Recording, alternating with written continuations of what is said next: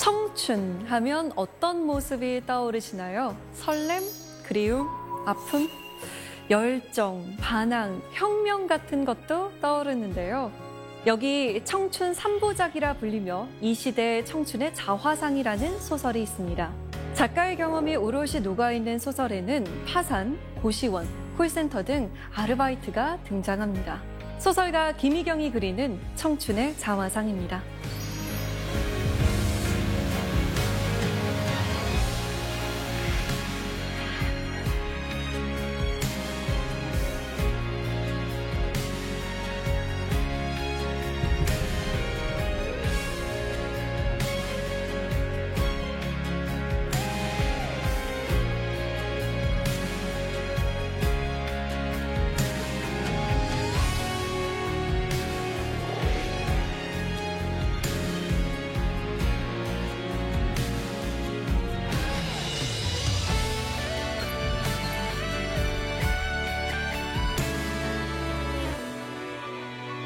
작가님 안녕하세요. 안녕하세요. 네, 참으로 녹록지 않은 현실을 통과해온 것 아닌가라는 생각이 드는데요. 소설을 쓴다는 것이 그 힘든 시간을 버티게 해준 원동력이 되었나요? 예, 저의 경우에는 확실히 그랬습니다. 오늘 어떻게 경험이 소설이 되었는지 또 제가 경험하고 목격한 청춘이 어떤 것이었는지 말씀드리겠습니다. 네, 그러면 김희경 작가의 청춘과 오늘 만나보시죠. 오늘 강연 잘 부탁드립니다. 감사합니다.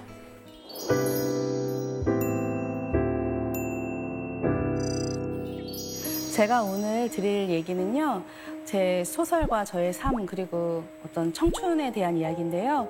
제가 세 권의 소설을 냈는데 그 청춘 3부작이라는 말을 많이 들었어요. 근데 저는 사실 제가 그 소설들을 쓰면서 청춘 3부작이라고 사람들이 말할 거라고 생각하진 못했어요. 왜냐하면 저의 청춘, 지나온 청춘들, 제가 청춘을 지나면서 아르바이트 하던 이야기, 또 빚에 시달리던 이야기를 썼는데 정작 지금 현재의 청춘들이 이거 내 이야기 같다. 그런 말을 많이 하더라고요. 학자금 빚에 시달리고 또 아르바이트 저임금 노동에 시달리는 이야기를 하면서요. 그래서 제가 내가 지나온 청춘과 지금 현재 청춘들이 크게 다르지 않구나. 그런 생각을 했고 또 제가 아르바이트를 하다 보니까 제 또래 사람들하고 일하기보다는 20대 청춘들하고 사이에 끼어서 같이 일하게 되는 상황이 많았어요. 그러니까 제가 지금 현재 청춘들의 이야기를 쓸 수밖에 없었습니다. 그래서 오늘은 저의 소설과 또 청춘에 대한 이야기를 하려고 합니다.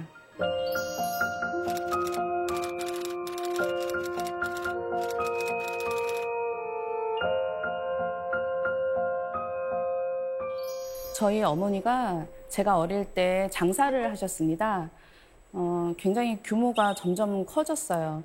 근데 어느 날 좀 이상하다는 생각을 제가 했을 때쯤에 어떤 빚쟁이가 제가 다니는 학교로 찾아왔었어요. 그때 제가 이제 17살이었거든요. 그때 저희 어머니가 가족들 이름으로 사채를 빌리면서 저희 가족들의 삶이 순식간에 이제 나락으로 떨어졌습니다. 아주 오래전 일인데 저는 어디 지하 같은데 엄마랑 같이 내려갔던 기억이 있어요. 그러면은 거기에 이렇게 사인을 하라고 해요. 그러면 그 앞에 있는 남자가 네가 갚는 돈이 아니다. 네 엄마 이름으로 네 엄마가 빌린 돈이니까 너하고 상관없는 돈이다. 이런 말을 했었어요. 그래서 어린 나이에 뭐가 문제도 모르고 사인을 하고 그랬는데 나중에는 저한테 빚독촉이 오더라고요. 어디를 가든 정상적인 생활을 할 수가 없고 그 사람들이 심지어 미행을 자주 당했었어요. 그래서 저는 가발을 쓰고 다닌 적도 많았어요. 가방 안에 가방을 넣어놓고 어디 화장실 같은 데 들어가지고 쓰고 나오는 그리고 이제 미행을 따돌렸던 그런 경험도 있습니다. 그런 시간을 겪어서 제가 당연히 어머니하고 갈등이 굉장히 깊었고 한동안에 이렇게 좀 연락도 안 하고 거리를 두고 지냈었고 또 저희 가족이 좀 뿔뿔이 흩어져서 산 적도 있었어요. 저는 늘 그냥 고시원에서 여기서 조금 살다가 또 빚쟁이가 오면은 밤에 짐을 싸서 도망가고 그런 일들의 연속이었던 것 같아요.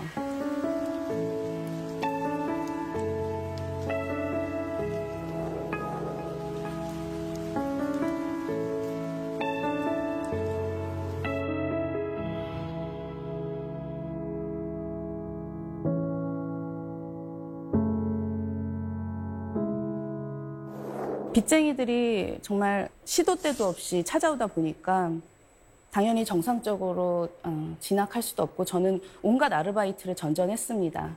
카페 점원부터 해서 고시원 총무, 뭐 위장 손님 아르바이트, 뭐 역할 대행 아르바이트 굉장히 많이 했어요.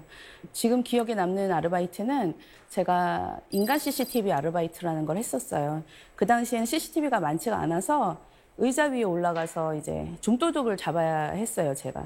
목에 호루라기를 걸고 좀도둑이 보이면 세게 불어야 되는데 그게 안 나오는 거예요. 왜냐하면 좀도둑이 어린아이일 때도 있었거든요. 그리고 또 이제 하객대행 아르바이트를 참 많이 했는데 신부가 무슨 친구가 없다 그러더라고요. 학창 시절에 무슨 학교 폭력을 당해서. 그래서 좀 친한 친구인 것처럼 이렇게 행세를 해야 하는 그런 제가 이렇게 딱 갔는데 처음 보는 사이잖아요. 근데 이렇게 아는 것처럼 이렇게 반갑게 맞아주더라고요, 저를. 그래서 그 일을 하면서는 내가 친구가 없는 사람의 친구가 이렇게 반나절이라도 잠시 되어줄 수 있구나. 예. 그때는 일을 하면서 이렇게 가슴이 따뜻해지기도 했던 것 같아요. 또 어떤 이모 역할을 한 적도 한 번 있었어요. 아이가 이제 생일 파티 같은 거 할 때. 제가 그런 거 사실 이제 연기하는 분들이 많이 했던 건데 저는 그렇게 누군가의 이모 역할, 하객 역할 이런 거 할 때는 다른 아르바이트보다는 좀 기분이 좋았던 것 같아요. 내가 누군가한테 도움이 될 수 있구나. 예, 아주 잠시 연기를 하는 것인데도 그 사람하고 어떤 마음을 나누는 그런 느낌이 들었었던 것 같아요. 물론 그런 생각을 했어요. 굉장히 하객땡 알바를 너무나 많이 고용을 해가지고 막 결혼식장에 미어 터진 그런 적이 있어요. 이렇게까지 해야 될까? 이렇게 몇 명만 해서 하는 게 아니라 이 사람들을 고용하는데 돈이 도대체 얼마가 들었을까? 그랬던 적이 있어요. 너무 이거는 허세가 아닐까? 그래서 그날은 그 결혼식 자체가 저한테는 굉장히 하나의 거대한 연극 같다는 그런 느낌이 들었어요. 허무하다. 제가 정작 제 친구들의 결혼식은 몇 번 못 가봤는데 일면식도 없는 사람의 결혼식에 가서 이제 친구 역할을 많이 했던 그런 기억이 납니다. 근데 그렇게 고된 아르바이트를 마치고 집에 가면은 이렇게 문신을 한 덩치들이 제 방에 누워 있었어요. 빚 추심도 지금 사람들은 좀 상상하기 힘들 정도로 굉장히 심했던 것 같아요. 새벽에 문 두드리는 거는 기본인데 문을 정말 그 동네가 다 떠나가듯이 이렇게 두드리거든요.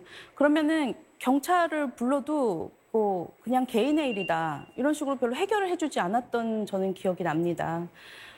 제가 학교 다닐 때 저희 학교에 저를 찾아온 적이 있었는데 제가 중앙도서관으로 들어가니까 쫓아 들어오지 않는 거예요. 물론 이 출입증이 없어서 그랬던 것 같기도 한데 그 사람들이 도서관이라는 장소에 들어와서 이렇게 시끄럽게 하기는 좀 그래서 그랬던 것 같아요. 그래서 그 안에 들어가서 한 서너 시간 책 보면서 견디다가 그러면 좀 가는 것 같았어요. 그러면 나와서 다시 제 생활을 하고 그래서 제가 도서관하고 가까워지는데 빚쟁이들이 어떤 역할을 했던 것 같아요. 제가 어느 날인가부터는 도서관에 가서 폐관 시간까지 거기서 책을 보다가 집에 가게 됐어요. 처음에는 이제 도서관에서 드러 누워서 그냥 엎드려서 이렇게 잠을 자다가 이제 나중에는 책을 조금씩 꺼내서 보게 되고 그러면서 제가 이제 책에 빠져들게 됐습니다. 그러면서 소설에 빠져들었죠. 그리고 저는 방송통신대학교에 진학해서 학업을 이어갑니다.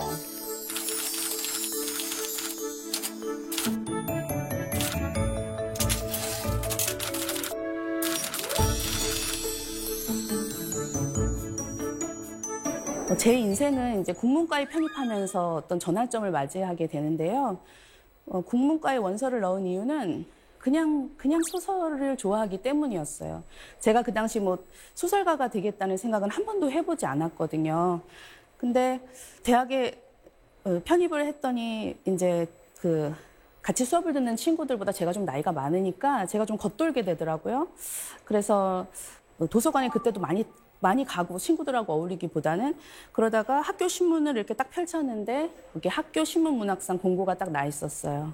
근데 당선작 50만 원, 가작 30만 원. 그래서 이거를 타야겠다 하는 생각에 제가 일주일 동안 단편 소설 한 서너 개를 빠르게 써가지고 제출을 했어요. 그 당시에는 소설도 공강 시간에 PC실에 가가지고 플로피 디스크 넣고 이렇게 쓰다가 딱 저장해 놓고 또 수업 듣고 그 다음에 또 공강 시간에 와서 쓰고 그런 식으로 해서 서너 개를 완성을 했어요. 근데 이제 제가 가작으로 당선이 된 거예요. 그래서 교수님이 저를 불러서 너 소설 써보는 게 어떻겠느냐 그러시더라고요. 근데 아니 내가 지금 빚에 시달리는 마당에 무슨 소설이냐 말도 안 된다고 저는 생각을 했었어요. 근데 그때 그 소설 쓰는 쾌감을 제가 그때 이제 알아버린 거예요. 그래서 그 어떤 제 안에 끌어오르는 어떤 이야기를 한 편의 소설로 완성했을 때 그 성취감을 그 이후로 잊을 수가 없었습니다. 학교를 이제 힘들게 졸업을 하고서 제가 취업을 했었어요. 근데 거기에도 역시 그 문신을 한 사람이 찾아왔어요. 그 사람들은 꼭 이렇게 좀 비치는 옷을 입어요. 문신이 하얀색 티셔츠 같은 걸 입고 오거든요. 그래서 거기 그만두고 또 빨리 다른 데를 구했어요. 거기도 알고 찾아오더라고요. 그래서 제가 어떻게 아는 걸까? 지금도 잘 모르겠어요. 어떻게 그렇게 아는지 미행을 한 것 같기도 하고. 근데 그때 제가 결심을 했어요. 이렇게 정규직을 구해서 월급을 뜯길 바에는 내가 그냥 아르바이트를 하면서 살아야겠다. 아르바이트는 빨리빨리 하다가 또 그만두고 이런 게 좀 쉽잖아요. 그렇게 이제 결심을 하고 아르바이트를 구해서 계속 생활을 했고, 저는 당시에는 이제 집에서 나와서 온갖 고시원을 또 전전하면서 살았습니다. 굉장히 사실 외롭고 또 무서웠어요. 나이도 어렸고. 근데 그 당시 제가 학교를 졸업하고 계속 또 소설을 쓰고 있었어요. 안 쓰려고 했는데 자꾸 쓰는 거예요. 저도 모르게. 그래서 또 글을 혼자 쓴다는 것도 또 좀 외롭다고 해야 될까요? 그래서 인터넷 검색을 해가지고 소설 모임, 글쓰기 모임을 제가 검색을 했더니 그때 이제 소설아 놀자라는 그 모임을 발견을 했습니다. 소설아 공부하자 였다면 제가 절대로 안 갔을 거예요. 근데 왜냐하면은 소설은 저한테 유일한 오락이었어요. 제가 굉장히 힘든 아르바이트하고 고시원에 가면은 그 소설을 쓴다는 생각에 너무 흥분이 되고 가슴이 벅차오르고 또 소설을 한 편 이렇게 쓰고 자면은 그렇게 또 피로가 풀리는 그런 느낌이 들었습니다. 저는 이제 글쓰기 모임에서 문우들을 만났지만 또 지금의 저희 남편을 만났어요. 그 당시에 저희 남편은 공장에 다니고 있었습니다. 그래서 그 사람도 일을 하면서 한 달에 한 번 이제 서울에 글쓰기 모임 때문에 올라온다고 하더라고요. 그 한 달에 한 번을 위해서 견딘다고 하더라고요. 아마 저를 만나기 위해서 한 달에 한 번 올라오는 것 같았어요. 그래서 제가 정말 첨벙 사랑에 빠져버린 거예요. 소설에 빠지듯이 사랑에 빠져서 그 시절에 저에게 소설과 사랑이 정말 큰 위로가 되어줬어요. 같이 이제 한 곳을 바라보면서 굉장히 열심히 글을 썼어요. 저희가 이제 방에서 이렇게 기역자로 앉아가지고 이렇게 키보드를 이렇게 두드리면은 제가 좀 키보드 좀 조용히 치라고 막 이러면 저희 남편이 연장 탓하지 맙시다 막 이랬어요. 그러면서 신춘문예, 뭐 공모전 온갖 데 계속 넣었는데 그냥 줄기차게 계속 떨어지는 거예요. 그러다가 2011년에 저희 남편이 저보다 먼저 이제 등단을 하게 됩니다. 그때 기분이 굉장히 묘했어요. 왜냐하면 저도 같이 최종심에 올랐거든요. 제가 떨어지고 남편이 이제 된 거예요. 기분이 너무 좋기도 하고 되게 분하기도 하고. 근데 이제 저희 남편이 그 상금을 저한테 전부 다 줬어요. 그래서 다시 기분이 좋아지고. 그때 이제 나도 이제 빨리 등단을 해야겠다. 제가 이렇게 생각을 했어요. 근데 이제 또 뭐를 쓰지? 그럴 때 어떤 이야기가 너무나 자연스럽게 막 흘러나오는 거예요. 빚과 아르바이트에 시달리는 여자 이야기. 남자친구와 같이 살면서도 빚 때문에 혼인신고를 하지 못하는 여자 이야기. 파산 면책을 받았는데도 누락된 채권 때문에 계속 빚 독촉을 당하는 여자 이야기. 바로 저의 이야기였습니다. 저는 그 소설을 쓰면서 되게 많이 울었어요. 근데 그 소설을 완성해서 신춘문예에 응모를 했습니다. 2013년 12월 23일이었어요. 이제 크리스마스를 앞두고 있었고 저는 콜센터에서 일을 하고 있었습니다. 크리스마스 특수 때는 정말 전화가 계속 정말 비처럼 막 쏟아집니다. 옆에 사람들의 목소리 때문에 그 고객의 목소리가 들리지 않을 정도예요. 그러니까 굉장히 욕을 많이 먹어요. 그날 저는 진상 고객들한테 너무 욕을 많이 먹었는데 이렇게 말을 하더라고요. 평생 콜센터에서 일해라 이러고 끊는 사람이 있었어요. 그리고 바로 그 전주에 제가 어떤 블랙 컨슈머한테 너무 심하게 시달렸었어요. 무슨 사소한 꼬투리를 잡아가지고 저를 해고하라고 저희 상사한테 그 사람이 요구를 했었어요. 근데 그 사람이 또 전화를 해서 진짜 그 김의경이라는 상담사를 해고했느냐 확인을 하더라는 거예요. 그래서 상사가 저한테 오더니 해고했다고 말했으니까 지금부터 김의경이라는 이름은 절대 쓰면 안 됩니다. 그러시더라고요. 그래서 나 그럼 무슨 이름을 쓰지? 그래서 그 이후로 계속 상담사 김순경입니다. 이렇게 전화를 받았어요. 다른 이름으로. 그러면서 너무 비참한 거예요. 내가 이런 상황에서도 일을 그만둘 수가 없다는 게 너무 비참했는데 그때 핸드폰 액정 화면에 낯선 번호가 이렇게 떠오르는 거예요.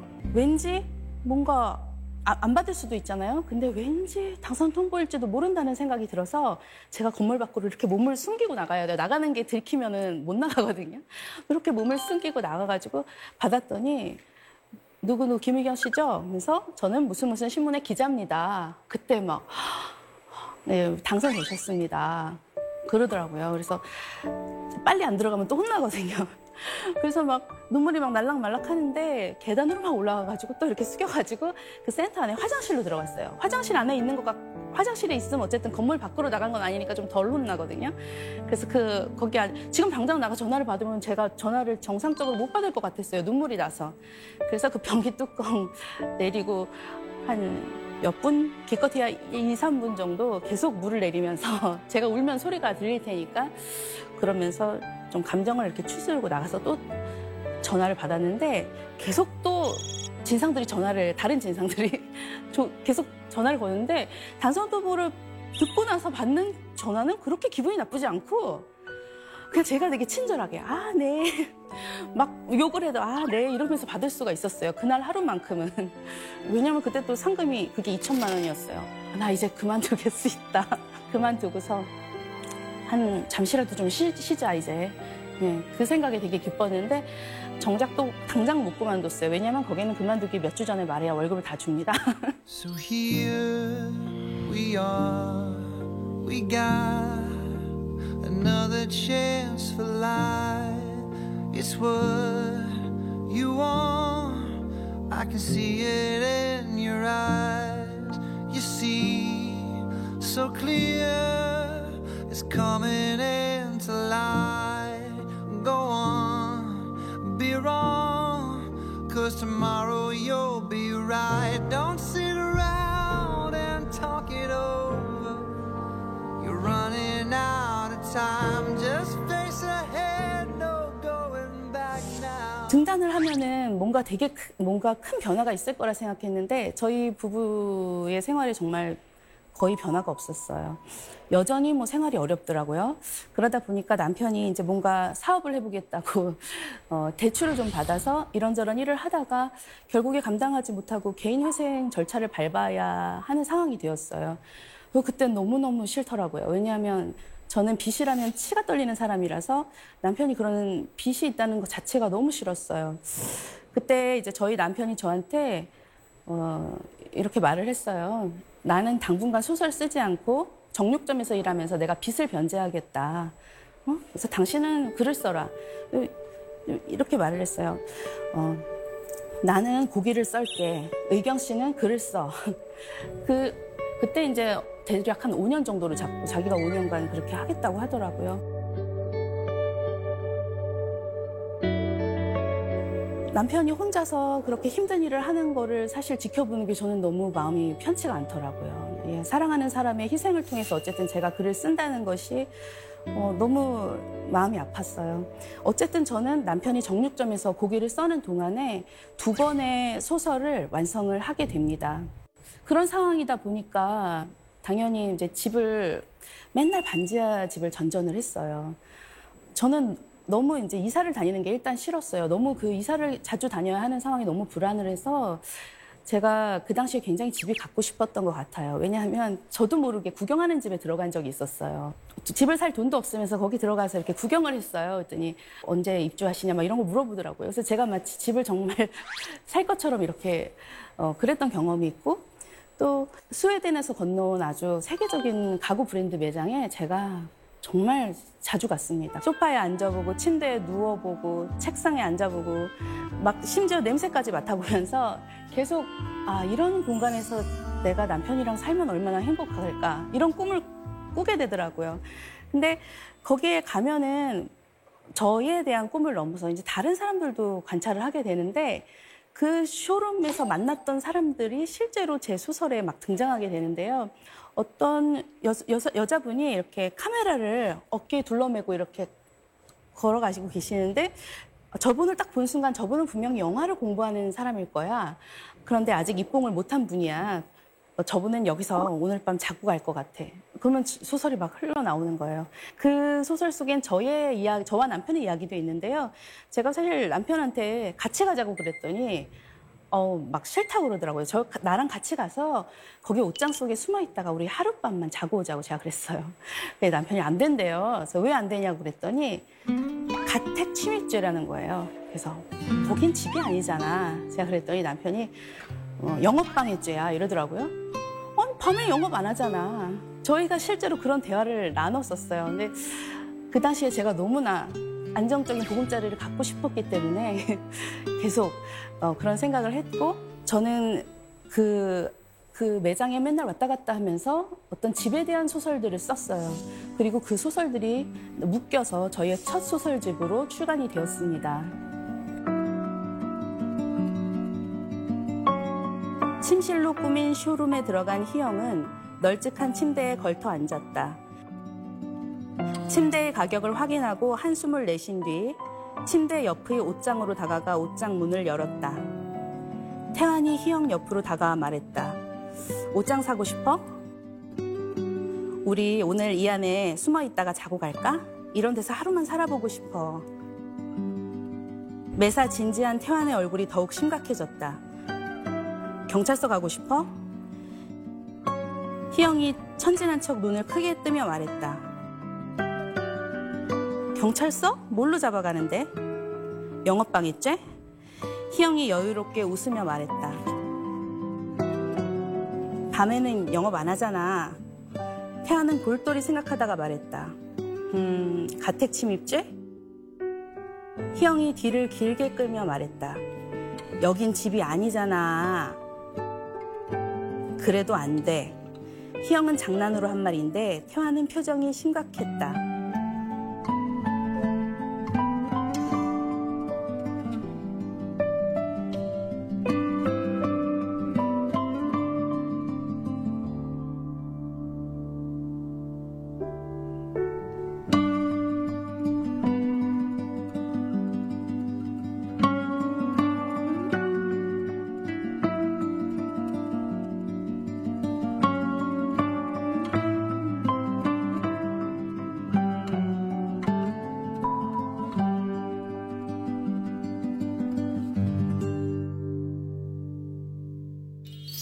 소설을 그거 말고 또 한 권을 썼어요.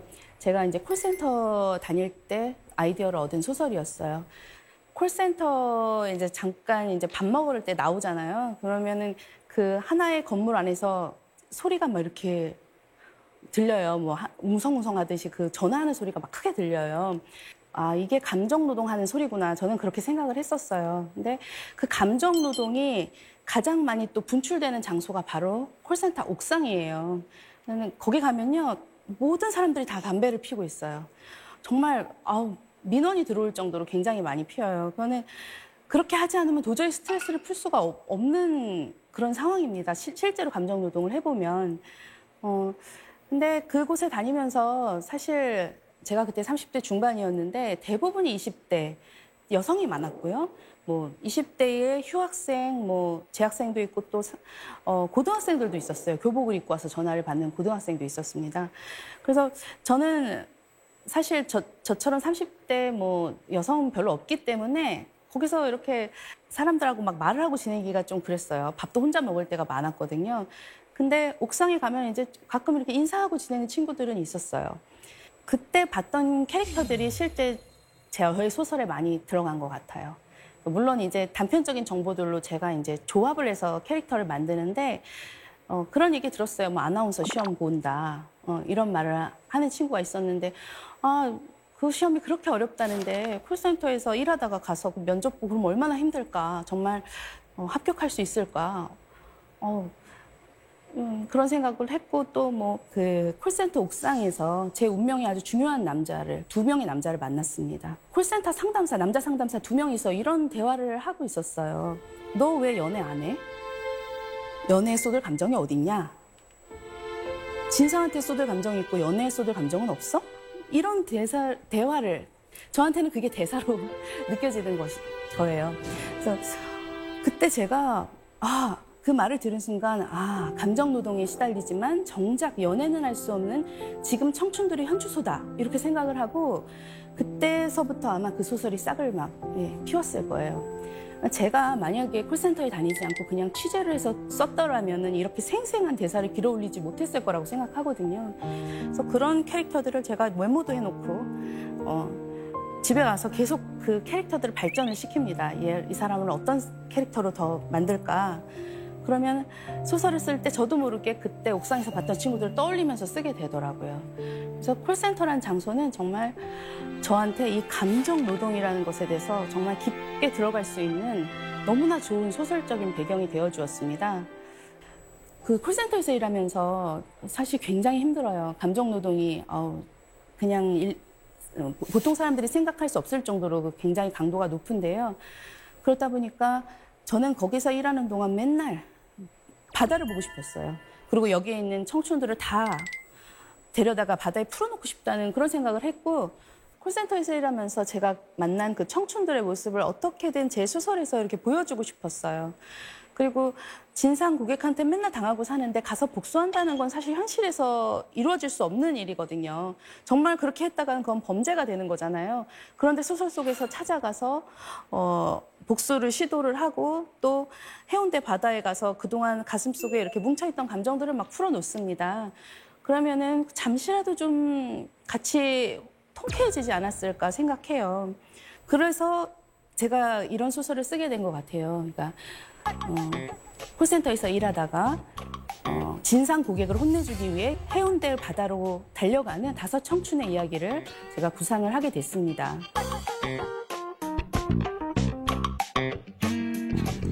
그러고 보니 계획도 제대로 짜지 않고 왔다. 말 그대로 당한 만큼 내키는 대로 갚아준다면 범죄자가 될 것이다. 콜센터에 전화를 걸어온 고객을 찾아가 행패를 부린 청년들에 대한 이야기가 9시 뉴스에 나올지도 모를 일이었다. 동민이 엄지와 중지를 부딪혀 딱 소리를 내며 말했다. 진상짓을 해주고 오면 어떨까? 진상짓? 핸드폰 가입하러 왔다고 하고 온갖 진상 떠는 거야. 눈에는 눈, 이에는 이. 시연이 담배 연기를 뱉으며 말했다. 근데 어떻게 하면 자연스럽게 진상을 떨 수 있지? 진상 떠는데 정석이 있냐? 그냥 하고 싶은 대로 하면 되지. 무조건 우기기. 시연은 웃으면서도 동민의 말에 동의했다. 진상들은 모두 각기 다른 이유로 진상을 떨었다. 억지는 기본이었다. 작은 빌미를 잡아 폭언을 하고 일자리를 잃게 만들겠다고 협박했다. 평생 그 일이나 하라고 비아냥거렸다. 그래도 상담사는 진상에게 고개를 숙여야 했다.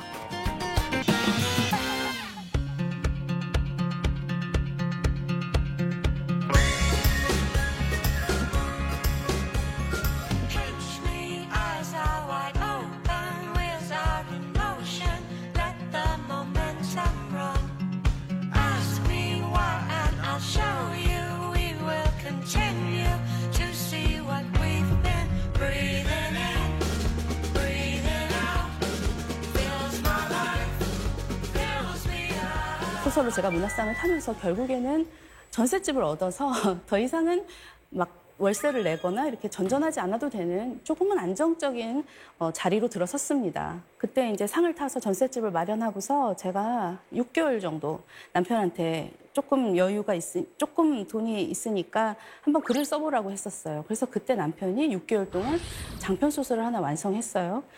그리고 나서 또 다시 지금은 물류창고에서 일을 하고 있어요. 정말 노동을 딱 끝내고 우아하게 어디 쇼룸에 앉아서 그런 장소에 앉아서 글을 쓴다는 것은 사실 현실에서는 불가능한 일이라는 생각이 들었어요. 정말 한정된 시간 안에 누군가는 열심히 일을 해야만 다른 한쪽이 쓸 수 있더라고요. 근데 저는 그렇게라도 서로 번갈아 가면서 쓸 수 있는 것은 정말 다행이라는 생각이 들고 그렇게라도 해서 멈추지 않고 계속 쓸 수 있다면 이건 해볼 만하다는 생각이 들었어요. 그래서 제가 최근에 이제 남편이 또 한동안은 글을 못 써서 물어봤어요. 이제 글 안 쓸 거야? 근데 남편이 이러는 거예요. 아니, 내 머릿속에 소설이 28개가 있어. 그러는 거예요. 그래서 저는 너무 행복하더라고요. 내가 앞으로 28권의 소설을 출간할 사람의 아내라는 것이 저는 너무나 행복했습니다.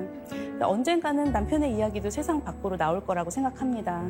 그리고 이제 저희 남편이 최근에 7월에 그 개인회생 변제 계획을 모두 수행해서 면책을 받았습니다.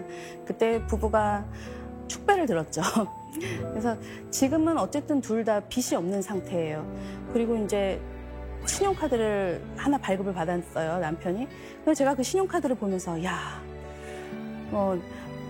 어쨌든 이거를 한 장을 받았다는 것이 그동안 빚 때문에 너무 고생을 했기 때문에 뭔가 사회에서 이것도 뭔가 카드를 하나 받았다라는 생각이 들더라고요.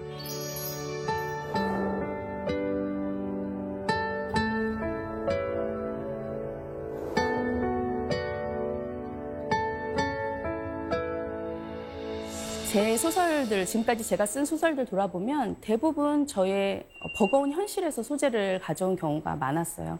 막상 그 시간을 지날 때는 너무 힘드니까 이것이 언젠가는 소설이 될 것이다. 이런 생각을 사실 못 했거든요. 그냥 콜센터 다닐 때도 너무 빨리 막 그만두고 싶었어요. 맨날. 근데 아무리 비루한 현실도 결국에는 제 소설의 소재가 되어주더라고요. 저는 아르바이트 하면서 만난 사람들한테서 굉장히 글감을 많이 얻었고 또 제 주변 사람들, 특히 이제 가족에게서도 글감을 많이 얻고 있습니다. 이 소설가의 경험이 쓰는 재료가 되는 건 어찌 보면 당연한 일이지만 그래도 이렇게 소설가와 소설이 딱 붙어 있는 느낌은 조금 부담스러울 수도 있을 것 같아요. 어떠세요? 처음에는 좀 부담스러운 부분이 있었어요. 왜냐면 너무 자전적인 소설인데다가 또 그게 평범한 내용이 아니어가지고 누가 이걸 보고 막 정또 빚쟁이가 찾아오면 어떡하나 그런 생각도 했었는데 지금은 뭐 저는 그냥 이게 바로 저의 일이라는 생각이 들어요. 밥 먹는 것처럼 똑같이 제 삶을 들여다보고 그거를 소설로 표현하는 것이 제 일이기 때문에 지금은 전혀 부담 없이 쓰고 있습니다. 이런 질문을 굉장히 많이 받았어요. 왜 그렇게 청춘이라는 테마에 집착하세요? 청춘 소설을 왜 이렇게 많이 쓰세요? 근데 저는 정말 아직도 그렇게 청춘 소설을 너무 쓰고 싶어요. 왜 그럴까? 제가 생각을 해봤는데 저의 청춘이 좀 제 의지로 인해서 흘러갔다기보다는 자의반 타의반 이렇게 흘러간 부분이 있다 보니까 제가 마치 배우처럼 배우는 그 어떤 사람을 연기를 하면서 그 사람 인생을 함께 사는 것처럼 저도 제 소설 속 인물들하고 제 20대 청춘을 다시 살아보고 싶은 마음이 제 안에 있는 것 같아요. 사실 그러니까 제 소설에 나오는 청춘들의 모습이 그렇게 막 밝기만 하지 않아요. 어두운 부분도 있고 굉장히 힘들고 절망스러운 그런 상황이기도 하고 또 빚에 시달리고 있어요.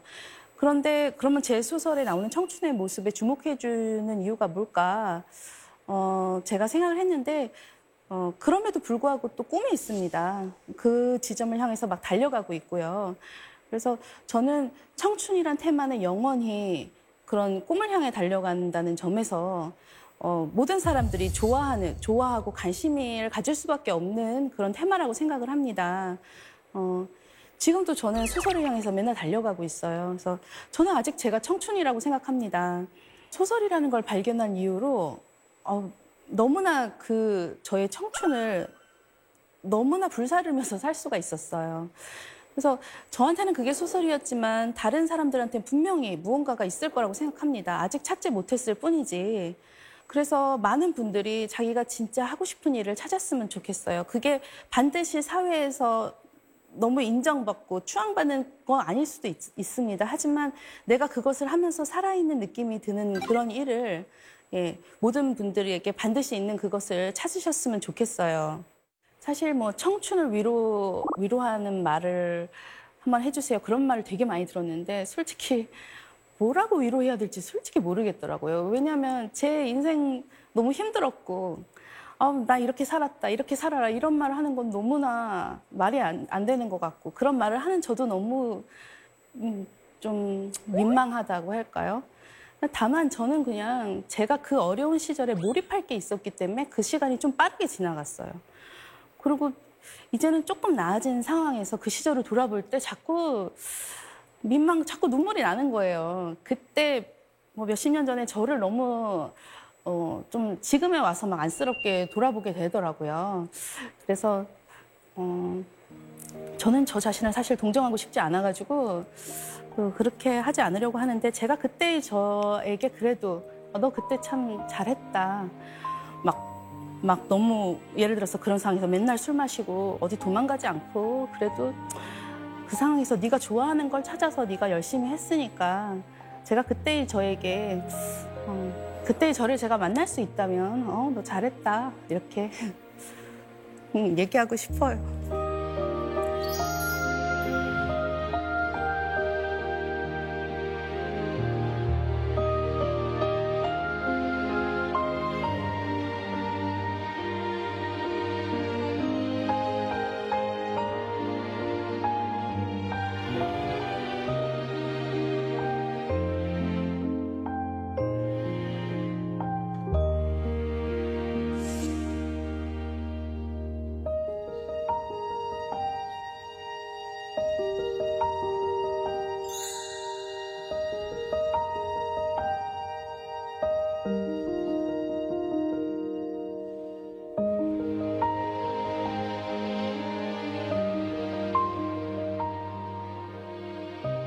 사실 많은 작가들이 글쓰기가 좀 괴로운 경험이다라고 하잖아요. 근데 힘든 시절에 글쓰기까지 하면 좀 포기하고 싶은 순간은 없었나요? 솔직히 포기하고 싶다고까지 생각은 왜 안 했냐면 제가 그나마 방해받지 않고 할 수 있는 일이었어요. 그게 제 골방에서 하는데 아무도 방해할 수 없어서 했던 일이었거든요. 그래서 정말 한 번도 시작한 이후로는 포기라고까지는 생각해 본 적 없고 다만 너무 일이 힘들 땐 못하니까 너무 억울한 거예요. 나 하고 싶은 거 하고 싶으니까.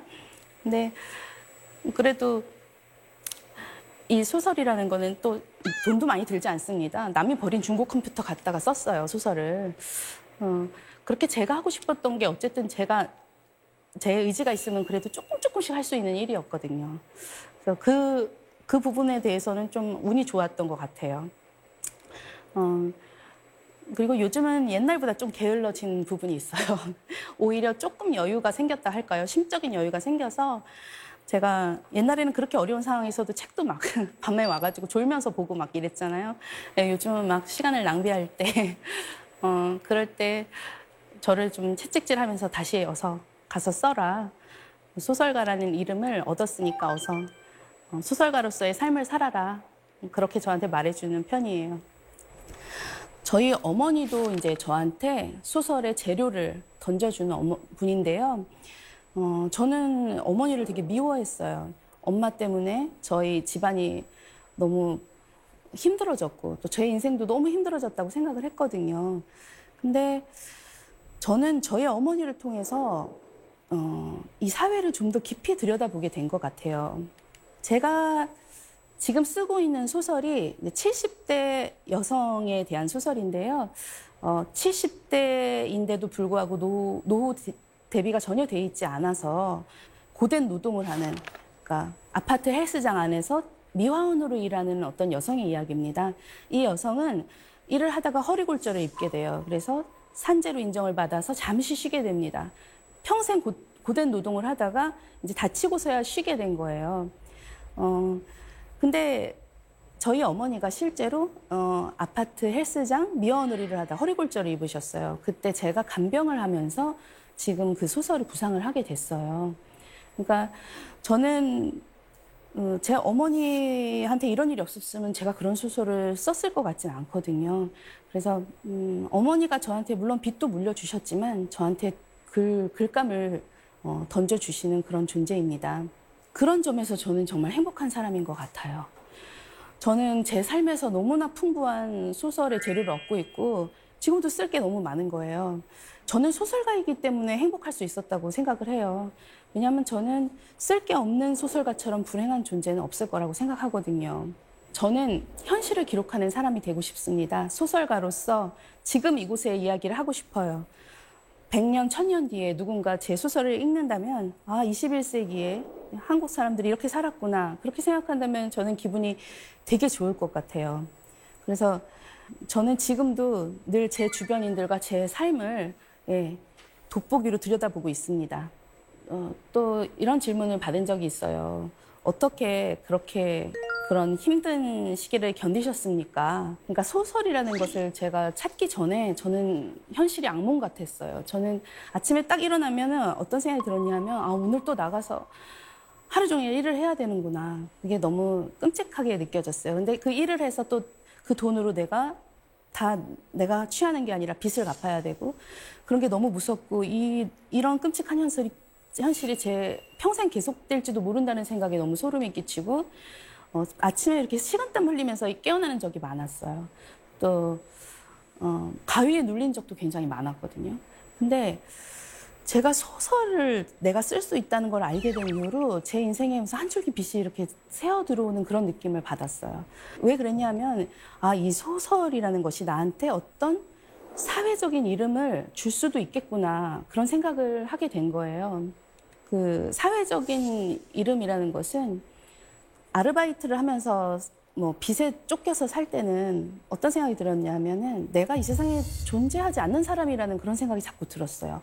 뭔가 무슨 주민등록이 있지만 마치 나는 그런 명부에서 없어진 사람이라는 그런 느낌을 자주 받았었거든요. 그래서 콜센터에서 그 진상 고객이 저를 해고하라고 하고 저의 이름을 쓰지 말라고 했을 때 내가 사회로부터 허락받은 아주 최소한의 이름마저 빼앗겼다는 그런 생각이 들어서 너무 절망적이었고 내가 어떤 한 분야에서 경력을 쌓을 수 없다는 게 되게 무서웠어요. 그거는 계속 저임금 노동을 해야 된다는 뜻이잖아요. 근데 제가 글쓰기 모임에 나가서 글 좋다 이런 얘기를 들으면 내가 어쩌면 소설가라는 사회적인 이름을 얻을 수 있겠구나 이런 생각을 하면서 막 굉장히 희망이 부풀어 오르는 거예요.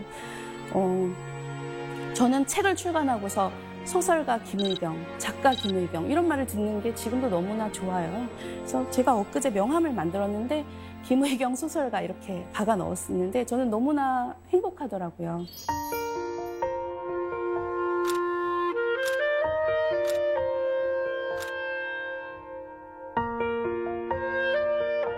저는 이렇게 어렵게 얻은 저의 사회적인 이름을 지키기 위해서 평생 글을 쓸 생각입니다. 제 삶이 끝나지 않는 한 저의 글쓰기도 끝나지 않을 것입니다. 지금까지 제 이야기를 들어주셔서 감사합니다.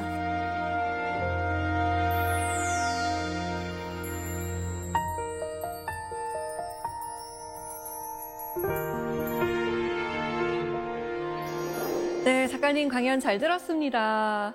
저희가 책을 읽으면서도 인물들이 정말 꿋꿋하다라는 생각이 들더라고요. 특히 이 소설을 쓰기 위해서 어떻게든 노력하는 그 소설가 부부의 전투에는 참 눈물겹기도 하고 애틋하기도 하고 그렇더라고요.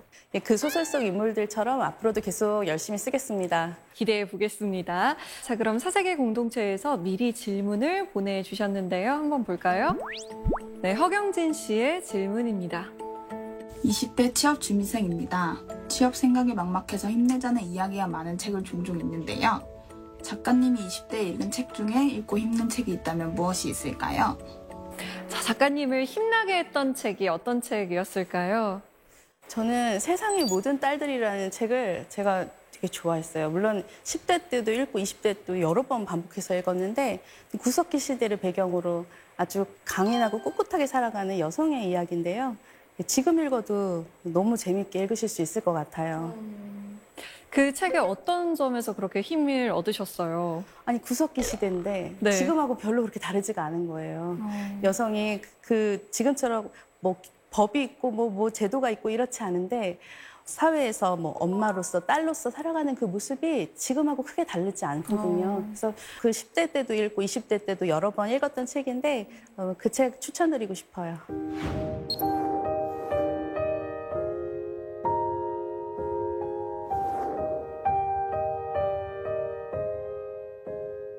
네, 두 번째 질문은 태연이 씨의 질문입니다. 콜센터에서 일하셨다고 들었습니다. 콜센터 직원에게 진상을 부리는 그런 진상 고객에게 한 말씀 해주실 수 있을까요? 그리고 그 진상 고객을 퇴치하는 노하우 이런 것도 있으면 좀 알려주세요. 진상 퇴치법 따로 있나요? 진상퇴치법.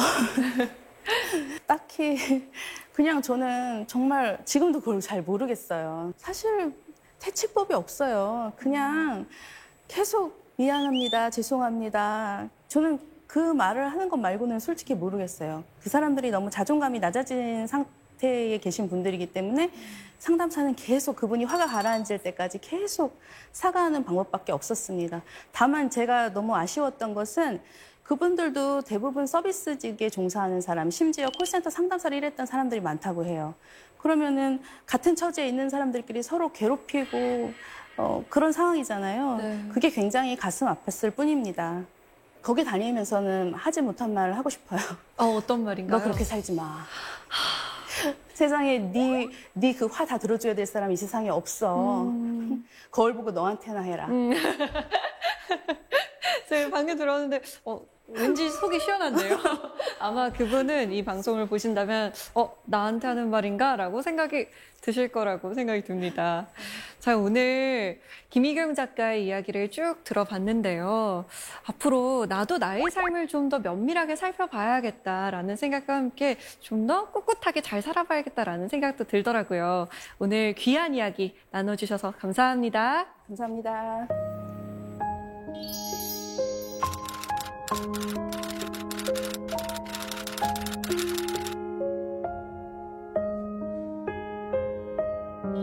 자, 이 가을 누구도 아닌 나 자신을 위해서 꽃다발을 한번 선물해보는 건 어떨까요? 가슴 한가득 들국화를 안고 있으면 힘든 시기를 잘 이겨내고 있다는 위로를 받게 될지도 모릅니다. 사색의 공동체 씁니다. 저희는 다음 시간에 찾아오겠습니다.